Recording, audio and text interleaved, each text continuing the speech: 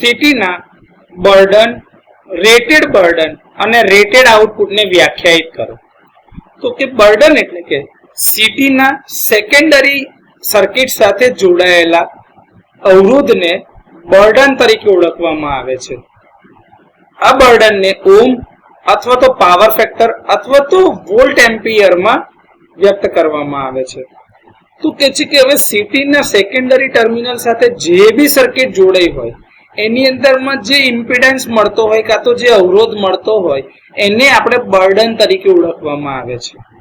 તો rated burden એટલે શું? તો કે છે કે ભાઈ મેન્યુફેક્ચરર એટલે કે ઉત્પાદક દ્વારા જણાવેલ બર્ડન કે જેના ઉપર તમારું કરંટ ટ્રાન્સફોર્મર સચોટ રીતે કામ કરી શકતું હોય એને રેટેડ બર્ડન તરીકે ઓળખવામાં આવે છે.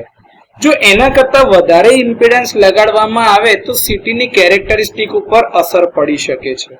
એટલે સીટીને સારી રીતે કામ કરી શકાય એ માટે એની ઉપર ઉત્પાદક એટલે કે મેન્યુફેક્ચરર દ્વારા એક બર્ડન નક્કી કરવામાં આવે છે જે વોલ્ટ એમ્પિયરમાં આપેલ હોય છે.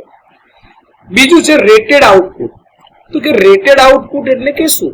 તો કે જ્યારે સેકન્ડરી વાઇન્ડિંગ એના રેટેડ બર્ડનની સાથે કનેક્ટ કરવામાં આવેલી હોય અને એ વખતે જે એપરન્ટ પાવર મળતો હોય એટલે કે વોલ્ટ એમ્પિયરની જે કિંમત મળતી હોય જે સ્પેસિફાય કરેલું એટલે કે નિર્દિષ્ટ કરેલા પાવર ફેક્ટરની ઉપર જે વોલ્ટ એમ્પિયર એટલે કે એપરન્ટ પાવર મળતો હોય જેના માટે કરંટ ટ્રાન્સફોર્મર સેકન્ડરી સર્કિટને રેટેડ કરંટ ઉપર સપ્લાય કરવા માટે ડિઝાઇન કરવામાં આવી છે તેને રેટેડ આઉટપુટ તરીકે ઓળખવામાં આવે છે. તો આ કન્ડિશન એવી છે કે સેકન્ડરી સાઈડ ઉપર જ સીટીનું આઉટપુટ તમને મળવાનું છે.